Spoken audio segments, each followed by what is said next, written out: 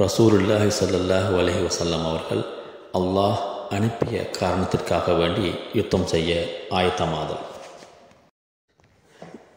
மிஸ்வர் பின் மக்ரமா மற்றும் ஹஸ்ரத் மர்வான் ரலியல்லாஹு அன்ஹும் அவர்கள் அறிவிக்கிறார்கள், ஹுதைபியா திடலில் நபி ஸல்லல்லாஹு அலைஹி வஸல்லம் மற்றும் அவர்களது தோழர்களும் நிலை கொண்டு இருந்த நேரம் ஃபுதைல் பின் வராகா என்பவரும் அவரது கோத்திரத்தை சேர்ந்த ஒரு சில நபர்களும் வந்தடைந்தனர். இக்கோத்திரம் முஸ்லிம்களுடன் சகோதரத்துவம் பேணிய திஹாமா பிரதேசத்தை சேர்ந்த கோத்திரமாகும்.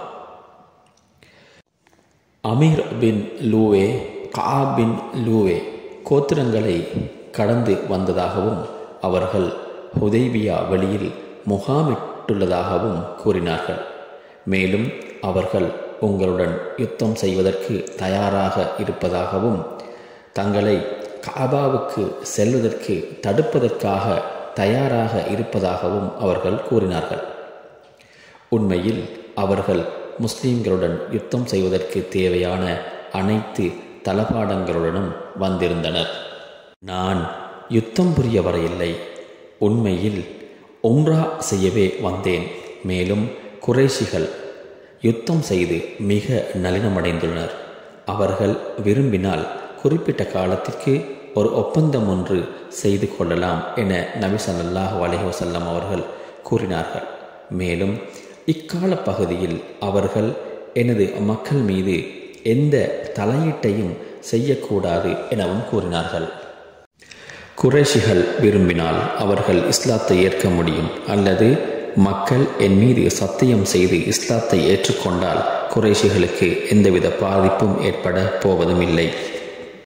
மாற்றமாக குறைஷிகள் என்னை மறுத்தால் என்னை கட்டுப்படுத்தும் அந்த அல்லாஹ்வின் மீது சத்தியம் செய்கிறேன், இந்த தீனுக்காக எனது தலை கழுத்திலிருந்து வேறாக்கப்படும் வரை அல்லது இந்த தீன் சுடர்விட்டு எரியும் வரை நான் போராடுவேன் என ரசூலுல்லாஹி ஸல்லல்லாஹு அலைஹி வஸல்லம் அவர்கள் கூறினார்கள். ஹஸரத் மிஸ்வர் பின் மக்ரமா மற்றும் ஹஸரத் மர்வான் ரலியல்லாஹு அன்ஹு அவர்கள் அறிவிப்பதாக தபரானி கிரந்தத்தில் பதிவாகியுள்ளதாவது, ஓ குறைஷி கூட்டங்களே, யுத்தம் உங்களை நளினமடைய செய்துள்ளது. ஏன் என்னையும் எனது மக்களையும் எனது வேலையை செய்ய விடாமல் தலையீடு செய்கிறீர்கள்? ஏனைய அரபிகள் என்னை ஏற்றுக்கொண்டுள்ளனர். மேலும் குறைஷிகள் மறுத்தால் எனக்கு யுத்தம் புரிய பலம் இருக்கிறது. என்ன நீங்கள் நினைக்கிறீர்கள்? அல்லாஹ் மீது சத்தியம் செய்கிறேன், நான் இந்த தீன் நிலைக்கும் வரை சண்டையிடுவேன்.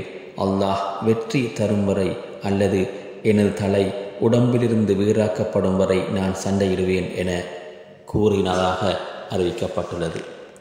நல்ல விடயங்களை கேட்போம், நல்லவற்றையே அனைவருக்கும் பகிர்வோம், அனைவரும் பயனடையச் செய்வோம்.